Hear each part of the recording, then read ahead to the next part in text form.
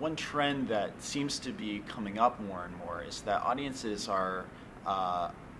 desiring a greater degree of interactivity and participation in their experiences. And whether that means having more of an educational component or whether it means getting involved at a deeper level in the art form itself and not necessarily at, say, just a performance or an exhibit, but what does it actually mean to try to participate in making the art and creating the art. In sort of the conversations that I've had and been hearing from people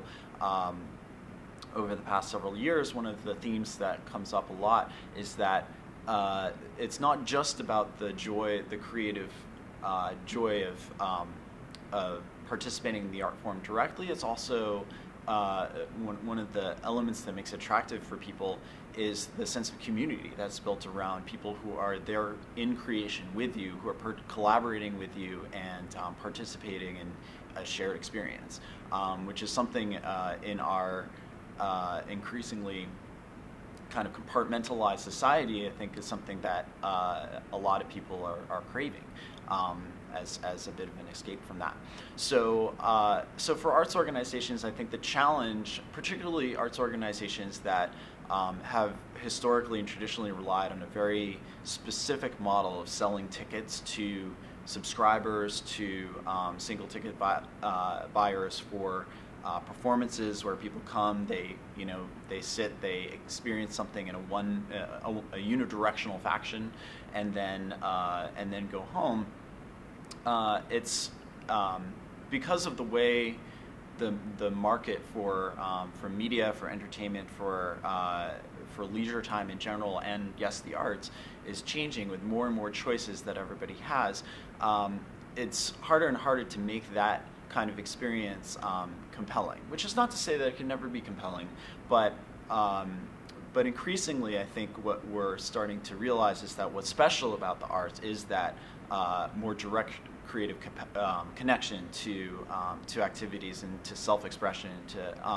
helping people kind of actualize in a way. One example of this coming to play that a lot of people have been talking about is the Baltimore Symphony Rusty Musicians Program. The Baltimore Symphony invited a whole bunch of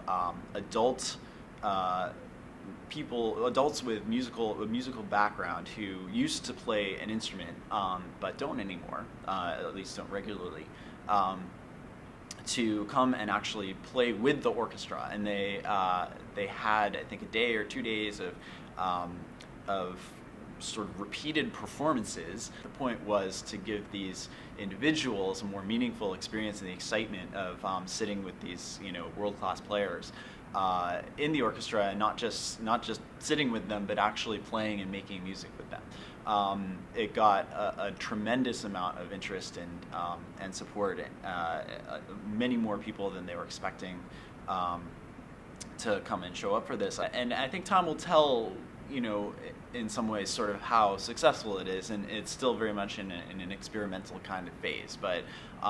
certainly emblematic of. And I think the level of interest that was experienced is emblematic of some of the trends that we've been talking about.